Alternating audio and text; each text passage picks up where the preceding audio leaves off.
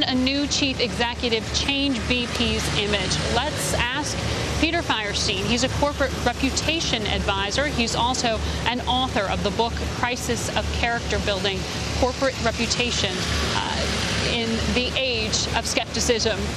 Sorry, prompter slowed down on me, so reading the words to you as I saw them. Meantime, let's bring in Peter now, who is back in the States. I'm here in London. And Peter, this is so much more than a public relations issue, clearly. There are real lives, there are real people, there is a tremendous financial cost to so many living along the Gulf Coast. Separate and apart from that is what happens to BP. Talk to me about how BP revitalizes its image. Does losing Tony Hayward help divorce them from the crisis? Losing Tony Hayward doesn't divorce them from the crisis. It depends on what happens going forward. I think there's reason for optimism, not only because there is a change in the CEO, but Bob Dudley in particular has much more going for him than a Mississippi drawl. He is the guy who was head of the Russian entity that was a joint venture in Russia, where the Russian government attempted to change the rules. Mr. Dudley fought it. Lost, of course, and not only left the company and left the Russian entity of BP, not only left the country, but had to go into hiding for a while. This looks like a man of character, right, and has had experience, so let's look for good things. You know, let's take a step back and look at the history of BP and how they've tried to revitalize themselves in the wake of some bad headlines. Back in 1999, they made a big purchase of a solar company, SolarX, for about $45 million. They wanted to be known as Beyond Petroleum. They wanted to look like they were not just a big bad oil company. Obviously, this disaster has knocked that image out of the forefront of so many minds.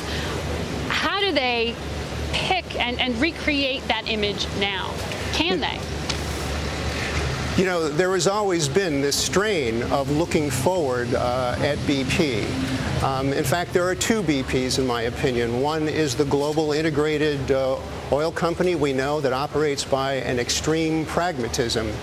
And then there's another BP that Tony Hayward referred to when he came into office. He said there are too many people at BP who are looking to change the world.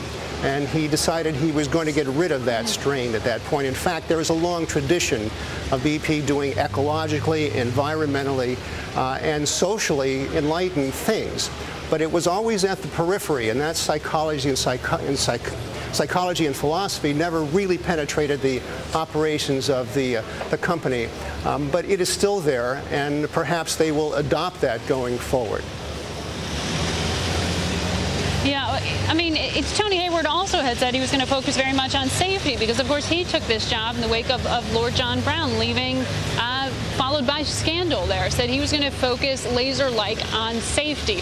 Talk to me about changing the corporate culture. This isn't just a PR issue. What has to change internally? What has to be restructured here? Well, the company, like any company, has to understand what its long-term survival depends on. There is an idea called winning the social license to operate. In other words, neither BP nor any other large company can operate without the consent of the people in whose areas they function.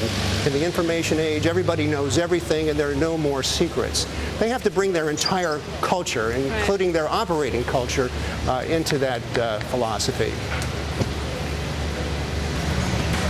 No, somebody said to me they should create a college scholarship for the Gulf Coast and really invest in social consciousness in that area. It's an interesting idea. We'll see what happens. Peter Firestein of Global Strategic Incorporated.